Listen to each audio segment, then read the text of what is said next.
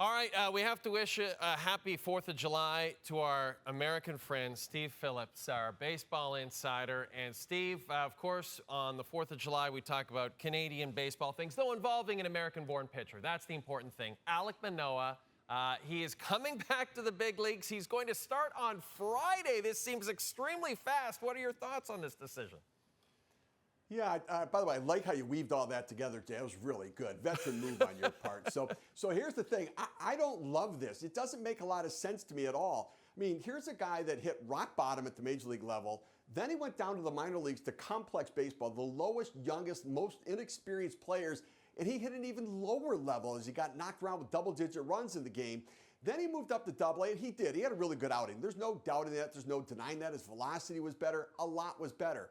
But for me, when you're rebuilding a pitcher, he needs to lock in on motor memory with his new mechanics. He needs to get locked in on his new thinking. He needs to get locked in on his confidence. And one start doesn't tend to do that, because what I want him to experience at the minor league level is a start where he struggles a little bit and he doesn't abandon all of the things that he's learned, all of the things that he's changed. And so it's great when everybody pitches well, you lock in, everything feels good, but he will struggle again at the big league level. And what does he do when that happens? I would much rather see him start on Friday at the minor league level. Then when everybody's on minor league or on all-star break, I'd have him pitch that Wednesday in the minor leagues. And then let him, if everything goes well, let him pitch coming back out of the all-star break on the back end of the rotation. So I don't understand the rush, because I would really like to see him get locked in with this. It just doesn't make a lot of sense to me. And Steve, you mentioned it. I mean, he has not even been down for a month. He was sent down June the 6th.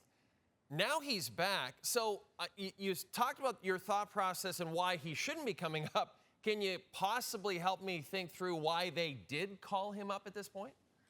Yeah, and I think it's fair to at least acknowledge what the Jays are thinking. So first of all, he had a good outing. They think he's more confident than he was, and they're facing the Tigers, where they think it's a pretty good matchup for him against a lesser lineup.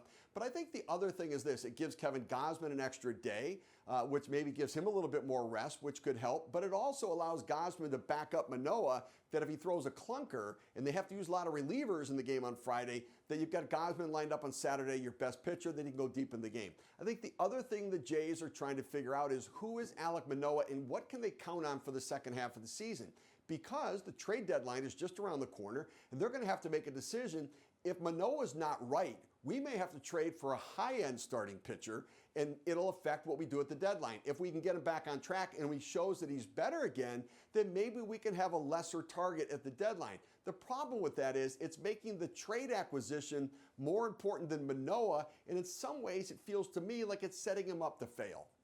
Steve, you've had so many players over your time as a GM and so many different personalities you've had to juggle. And you and I both know Alek Manoah is a personality, a big personality. He was a big part of why he was successful when he was young. But you saw how dejected he was in the dugout when he struggled early this season. How do you manage that, Steve? You want to build up that confidence, but at the same time, you don't want him to be too confident. It seemed like he got away from it a little bit this year. Yeah, he certainly got away from it. I've never seen him look more down than he did. I mean, when he finally got sent down, it was a rock bottom look on his face. Then it had to be even worse than that when the minor leaguers knocked him around. And so that's why the Double-A start certainly could rebuild some of that. Because remember, he had to rebuild physically, mechanically, emotionally, and mentally, a four-pronged approach. And I don't know how he can get all of those things fixed after one good start moving forward. So maybe he's locked in his zone, as John Schneider said. We'll see.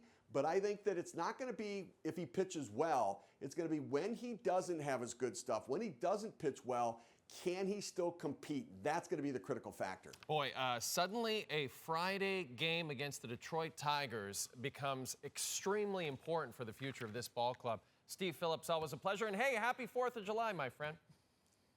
Thank you.